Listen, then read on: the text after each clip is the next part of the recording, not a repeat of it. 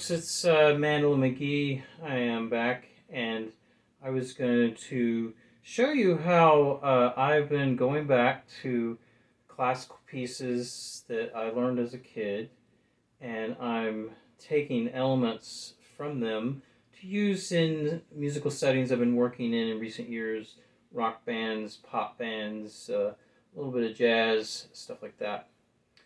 And I'm sure you recognize the piece I just played. That was the first movement, or the first part of the first movement of Beethoven's Sonatina in G. And if you just bear with me a second, I'm going to move the camera a little bit closer so maybe you can get a closer view of the keyboard and what I'm doing. Okay.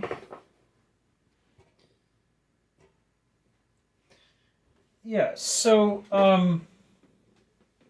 first thing I wanted to show you, the very first part of the Sonatina starts on a G chord, and then I go to a D7. And the voicing Beethoven is using is something I use all the time when I'm playing a blues, rock, or even a jazz tune, and that is the third and the seventh of the D7 chord, F sharp and C. Okay, as you will see. And,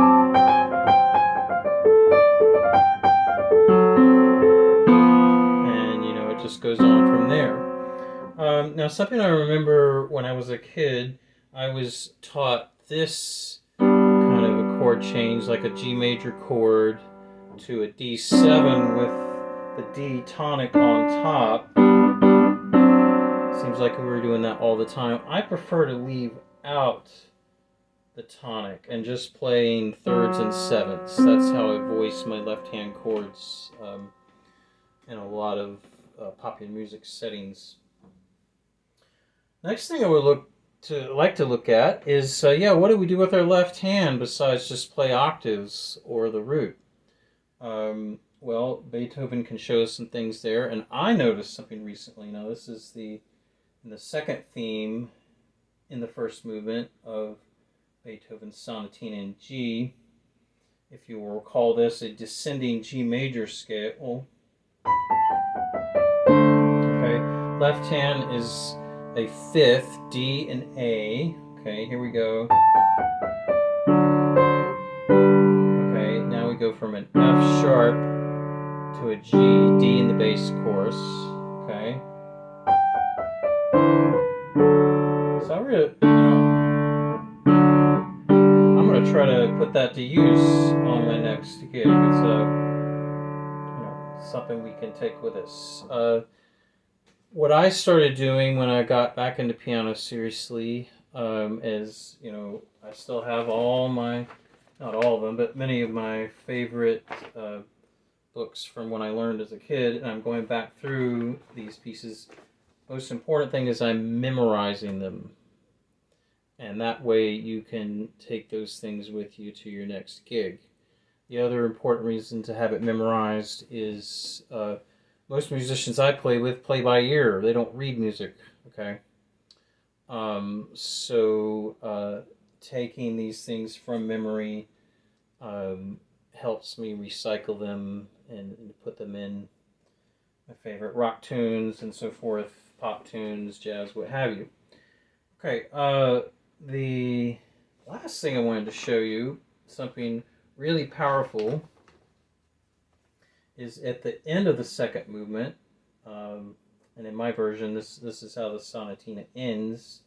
Okay, so we got that nice finale. Okay, so check this out. This is something I use all the time.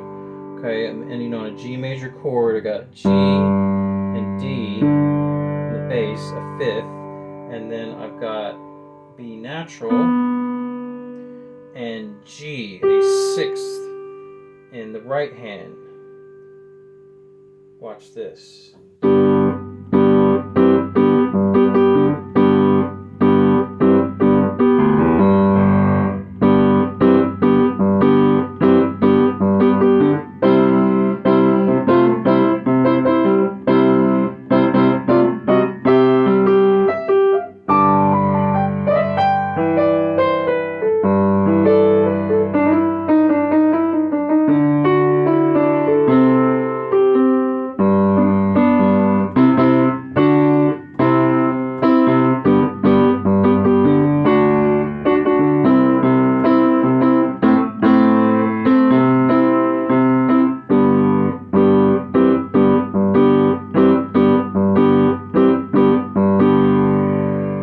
Okay, so that tune is called Bertha by the Grateful Dead.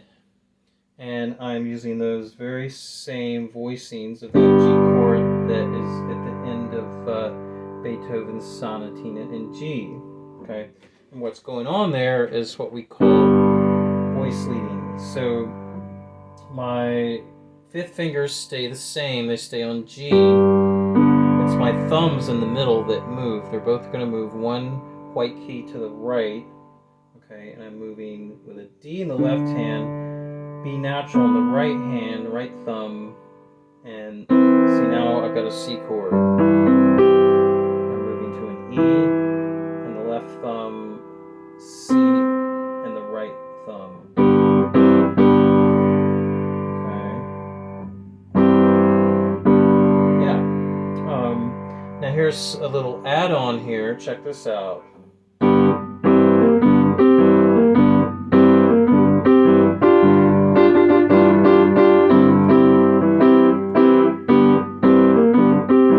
Nice little shuffle lick, also based on the chord configuration. What I'm doing there is I'm moving to the C chord as I did before, then the right hand is going to hit a B flat. Here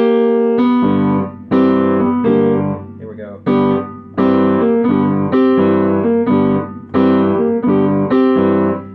Nice shuffle lick in the left hand. So for you classical players, if you want to be out on a rock gig, you'd better get your shuffle lick down. Chuck Berry and all that good stuff.